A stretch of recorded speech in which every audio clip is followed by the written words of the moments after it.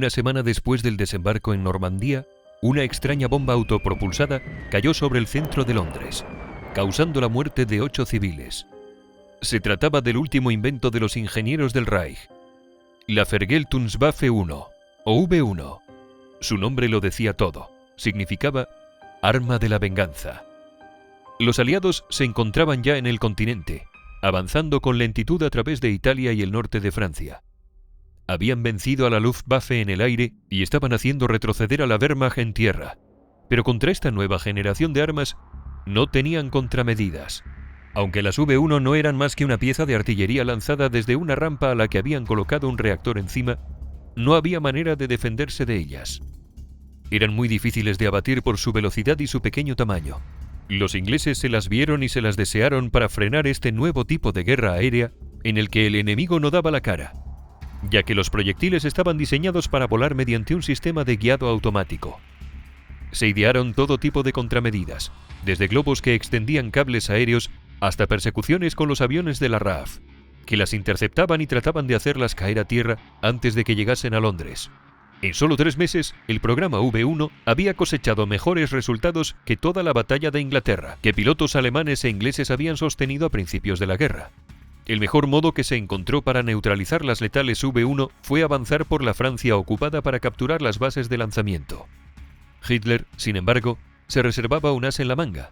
Según se iba haciendo más y más difícil lanzar V1 sobre Inglaterra, ordenó que se pusiese en marcha una versión mejorada de la misma, la V2, una auténtica arma milagro que, aunque no podía cambiar ya el curso de la guerra, la alargaría devolviendo la moral a los mandos del ejército.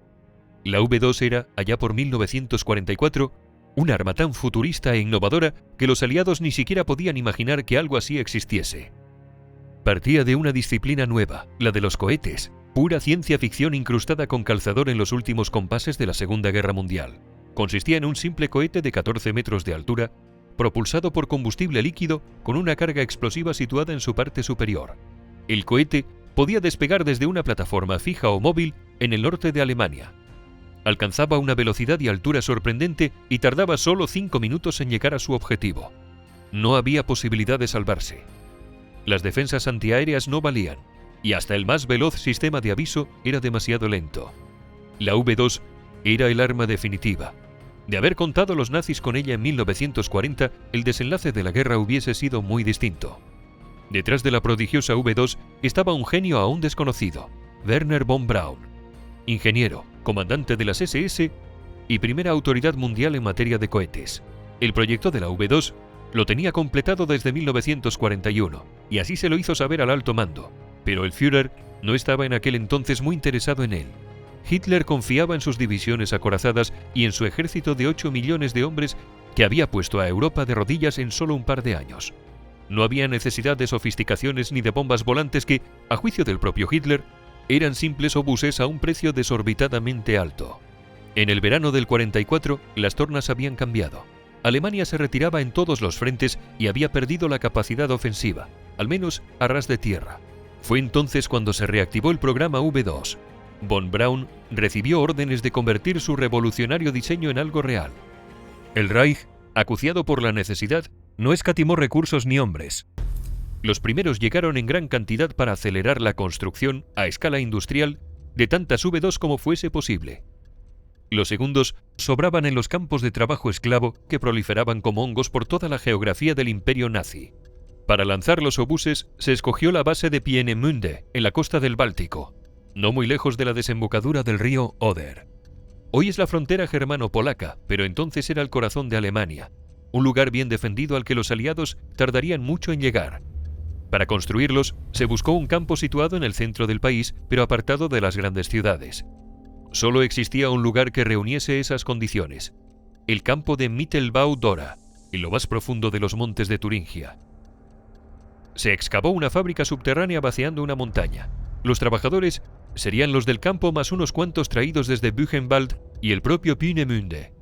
Von Braun y su equipo, entre tanto, supervisarían el ensamblaje y el lanzamiento de las bombas cuyo objetivo serían, curiosamente, los aliados occidentales y no la Unión Soviética. Llegaron a fabricarse más de 5.000 en solo unos meses. Tras unas pocas pruebas, el 8 de septiembre de 1944 dio comienzo la ofensiva de las V2.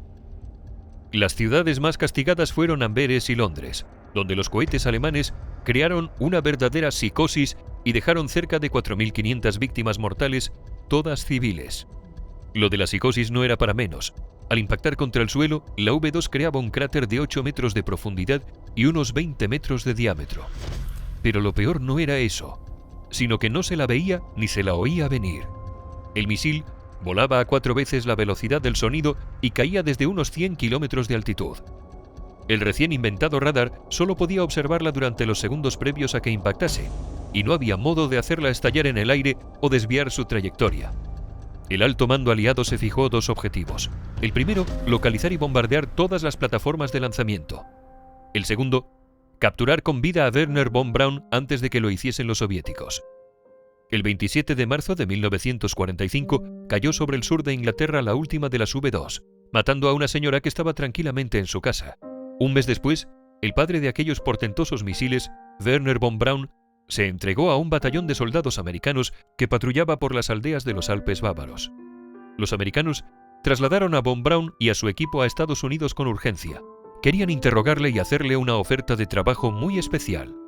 Estaban dispuestos a olvidar su pasado nazi y hasta que hubiese sido comandante de las SS, considerada una organización criminal, a cambio de que trabajase para ellos.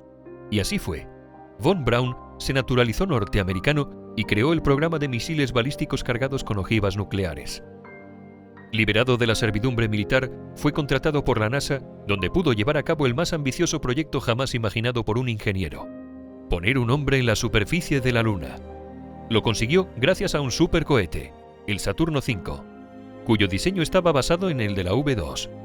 El Saturno fue también, a su modo, un arma de la venganza. Sirvió para que los norteamericanos se vengaran en el espacio.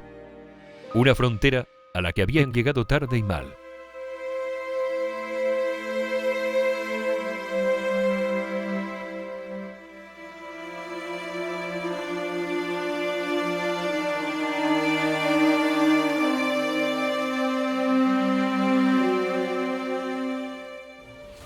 Academia Play lanza su tercer libro.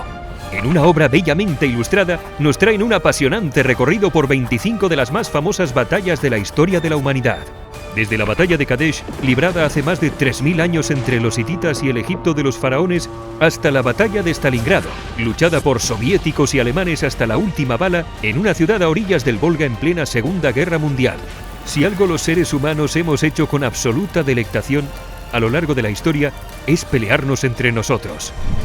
La guerra es el último y definitivo acto de la tragedia humana. En un formato característico y sencillo, con mapas y simpáticos dibujos, mayores y pequeños podrán descifrar la guerra de un modo diferente y altamente entretenido. Batallas de todas las épocas en las que se incide en cómo se llegó hasta ellas y las consecuencias que tuvieron.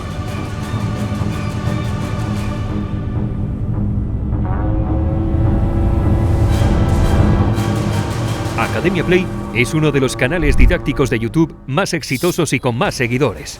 Sus suscriptores se cuentan por millones. El libro está escrito por Alberto Vidal Guerrero, Alberto Menéndez Ingra y Javier Rubio Doncé. Está editado por La Esfera de los Libros y el prólogo corre a cargo del exitoso divulgador Fernando Díaz Villanueva. Haz que tu experiencia de aprendizaje sea épica.